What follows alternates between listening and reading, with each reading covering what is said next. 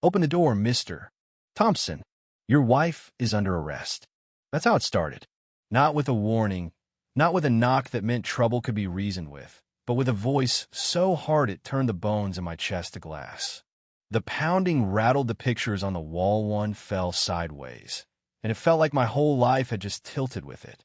See, Oakwood Heights wasn't supposed to get loud at this horror, if you know. This was the kind of neighborhood where people spent more time worrying about their grass length than about the world spinning off its axis. And yet here I was, staring at my front door, while the whole block seemed to hold its breath. I opened it. 3 men stood shoulder to shoulder, uniforms sharp enough to cut steel, pistols already out. Like this was a hostage standoff. Even with the sun long gone, they wore sunglasses real subtle, right? No good evening, no sorry to bother you, sir. Just cold eyes behind glass and a weight in the air that said they expected to win, no matter what game we thought we were playing. Step aside, sir. She's coming with us. That was the script, apparently. I just stood there, brain going blank. My wife, why my wife? Why now? They held their ground like they were paid by the hour, pistols steady, mouths locked shut. What they didn't know, what nobody in this little kingdom of lawnmowers and holiday wreaths knew, was that Amy was not about to play the victim. They'd walked into the wrong damn house if they thought she'd go quietly. Amy had a uniform, too. Hers didn't need a costume change, didn't need a badge you could order online. She carried the kind of authority you don't fake, the kind that makes grown men straighten up when she walks in a room. So when she stepped out of the hallway, she wasn't hiding. She wanted them to really see who they were up against. Let me back up a sec so you get the whole picture. 3 months earlier, Amy and I had moved into Oakwood Heights, hoping for a reset. The house on Maple Drive had the right kind of bones, and the neighbors had that practiced smile people get when they want you to think everything's perfect. The first week, it felt like a sitcom. Kids chasing each other on bikes, dads fiddling with sprinklers, and old folks gossiping by the mailboxes. It almost felt too good, you know what I mean? But then came the letters.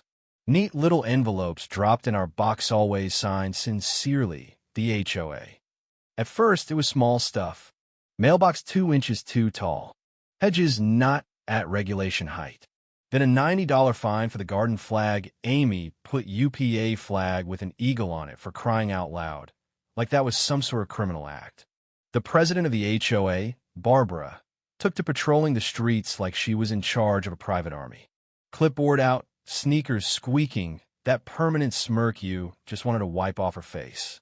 Amy never let it show that it bothered her.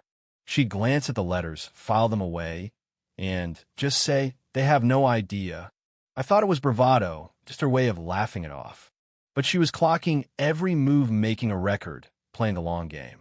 Nobody on this block had a clue that Amy had spent her whole life in positions where authority wasn't just something you talked about at dinner parties. She could turn a room with her voice, and she didn't need to yell. When those uniforms showed up at our door, I knew Barbara had finally pushed too far. See, those 3 men weren't real cops. You could feel their uniforms too crisp, their pistols held wrong, their nerves showing in the way they shifted from foot to foot. But they looked convincing enough to scare the average homeowner, and that's all Barbara ever wanted. Fear and compliance. Step aside, sir. Your wife is under arrest. The lead guy said it like he'd been practicing in the mirror.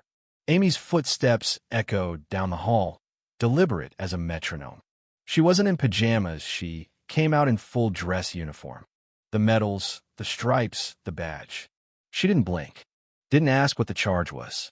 She looked the 3 men up and down and just said, drop your guns. The silence after that was something you could feel crawling across your skin. One of the guy's hands shook just a little. Barbara stood on the sidewalk, her clipboard pressed against her chest like it was a shield.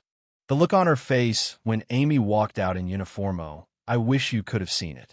All the smug confidence drained away. Amy didn't need to shout, didn't need to wave a badge in their faces.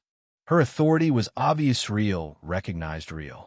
One of the so-called officers tried to sound tough. Ma'am, you'll need to come with us. Amy just shook her head. Not going to ask again, she said. Drop them. Another heartbeat of hesitation then, one by one, their resolve broke. The man on the right put his pistol on the porch rail. The next followed, hands raised like he'd just realized he was outmatched. The leader held on the longest, but he couldn't hold Amy's stare. His pistol hit the deck with a clatter. "Now, badges," Amy said, her voice level as a pool at midnight. They hesitated, but they knew they absolutely knew. The badges had no seal, no number, nothing but shiny tin for show. One after another, they tossed them on the doormat. Barbara tried to save face, but it was too late. "What are you doing?" "Arrest Hershey's the criminal," she screeched from the sidewalk. Amy cut her off. "Enough. These men aren't cops, and you're the one who sent them." That was the twist nobody saw coming. Neighbors were watching now, some peeking out windows, some stepping out onto their porches, phones in hand. The story was out. Barbara, the self-crowned queen of Oakwood Heights, had just exposed herself in front of the whole community. Her authority evaporated like dew in the sun. And then, out of nowhere, old Mr. Harlan from across the street, retired Air Force, never got involved in anything, stepped out, still in his slippers. "I knew something was off with those fellas," he said, voice carrying clear across the lawn. That broke the tension, if just for a second. Suddenly, everyone wanted to talk. It was like the neighborhood was waking up from a spell. As for the three fake cops, they just stood there, lost. Amy told them to line up, hands on their heads. Moments later, real squad cars rolled up, blue and red lights spinning, and Sheriff Daniels got out. You could tell by his face, he wasn't surprised, like he'd dealt with Oakwood Heights brand of crazy before. He looked at Amy, nodded at her badge, then at the imposters. "Impersonating officers. That's a felony, gentlemen," he said, deadpan. The Real deputies moved in. Cuffs, Miranda rights, the whole show. The neighbors started whispering, and Barbara lost it. She stormed up, jabbing her finger at Amy, voice trembling. "You can't arrest them. I run this community." She refused to pay her fine. Sheriff Daniels stared at her, cold and unimpressed. "So let me get this straight. You sent men, dressed as cops, armed, to someone's house over a $90 garden flag?" Barbara opened her mouth, but nothing came out. For the first time, she was speechless. The crowd started laughing. Phones pointed right at her. Amy didn't have to say a word. Barbara had already confessed to the whole block. Sheriff Daniels shook his head. "Ma'am, you just admitted conspiracy to commit a felony. You're coming with us too." And that was it. The Queen was dethroned, hauled off in the same cruiser as her hired muscle. All those months of threats and fines, undone in a single night. The week after, at the HOA meeting, you could feel the shift. Barbara's chair was empty. The rest of the board sat there, paper shuffling, unable to look anyone in the eye.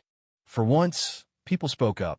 Old complaints came pouring out how Barbara had threatened foreclosures, bullied people into donations, weaponized the rules for her own power trip. All of it out in the open, no more secrets. Amy never made a big deal about what she'd done.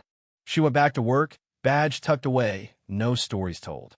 For her, it was never about winning, it was about drawing a line. The kind of line you don't cross, even in the pettiest neighborhood on earth. That night, we sat on our porch, the cicadas buzzing like old radios, the scent of fresh-cut grass hanging in the air. I told her, Barbara picked the wrong fight. Amy just smiled, looking out over Oakwood Heights, sipping her tea. "No," she said, "she picked the wrong woman." That's how it ended for now. But you know how neighborhoods are. There's always another Barbara waiting to step up, another power trip brewing just beneath the surface. What would you have done if you were in my shoes? Seriously, whose side are you on, the HOAs or the homeowners? Let me know in the comments. If you think justice was served, smash that like button, share your own crazy HOA story, and subscribe for more. Because in Oakwood Heights, the next drama is always just one knock away.